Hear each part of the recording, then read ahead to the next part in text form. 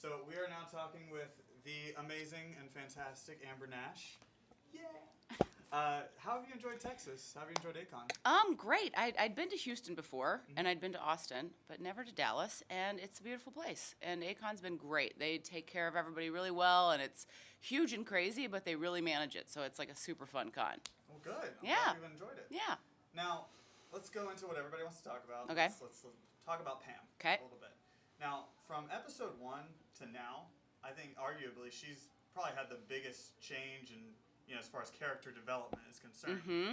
As a voice actor, how do you deal with that sort of thing? It's been awesome. I actually just went back and read the pilot episode of Archer, and when they first introduced Pam, they say, Pam, the mousy HR director, and I was like, oh my God, to think about Pam as mousy is so crazy. So it's been really a joy. Like, the first season, she was just kind of a boring character that everybody just treated really poorly, and now she's become this, like, great, rich, diverse character, and so it's been really fun to grow with her.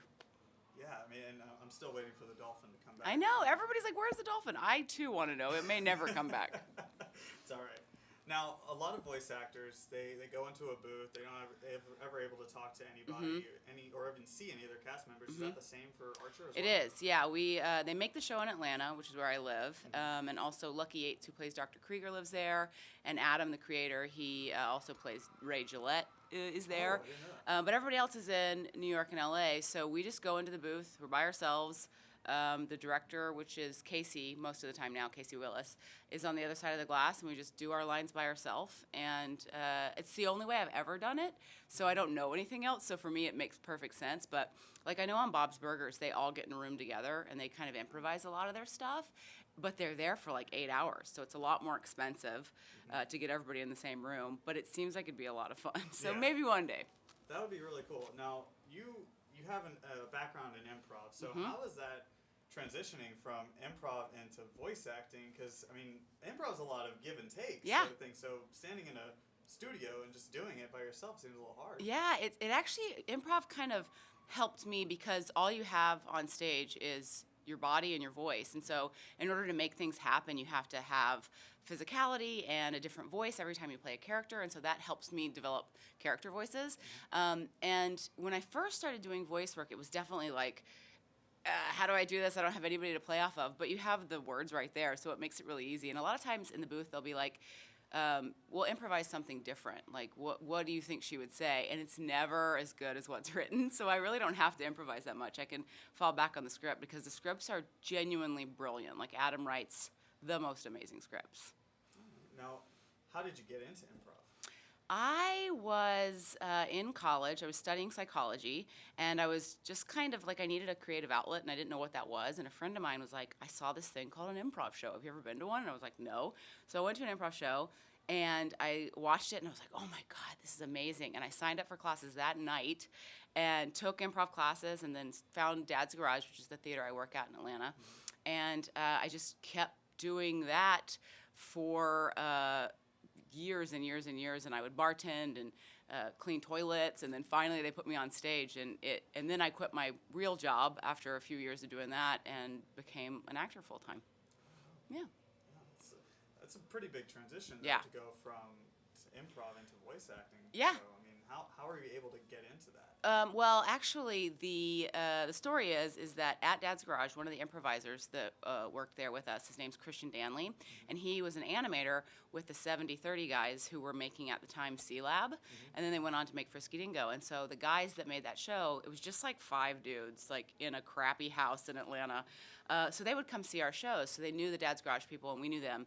And they needed a character for Frisky Dingo. They needed an actor. And they had me audition, and I was completely wrong for it, so I didn't get the job.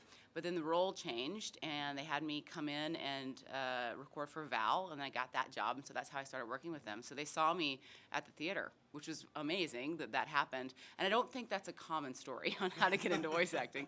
But I'd also done a little bit of like radio spots and announcery type stuff, and so I had some experience in the booth, but I was by no means an expert. Like, I learned when I started doing Frisky Dingo. So how were you able to go from Val into all the other characters that you voiced in Frisky Dean? Basically, it was like, hey, we need somebody for this. You got a few minutes? That's how it happened. And I would literally, they could call me and I'd be there in 10 minutes.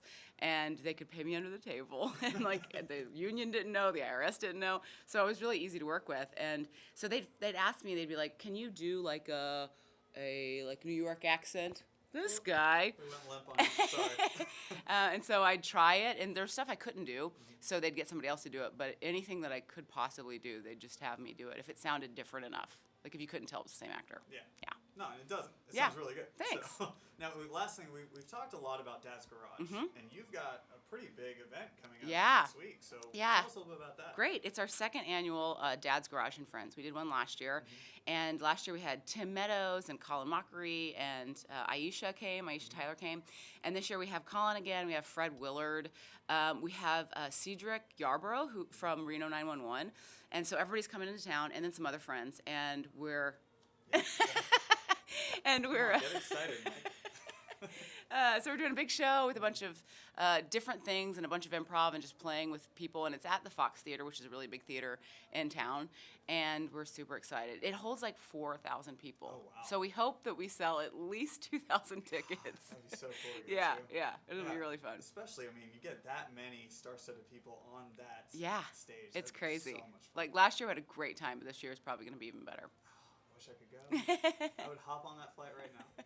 But thank you. Thank you Yeah, so much for meeting it was with you, super fun. being with us. I mean, it's such a pleasure. Yeah, I thank can't you. wait to hear you next time. Yeah. On, next season. Yeah, season 7 starts in January. When do you start filming for that? We just started our first episode right before I came here. Oh. Yeah. Cool. Yeah, So you it's gotta gonna be go back great. there and do the rest. Yeah. Cool. Well, thank you again. No problem. Thanks. All right.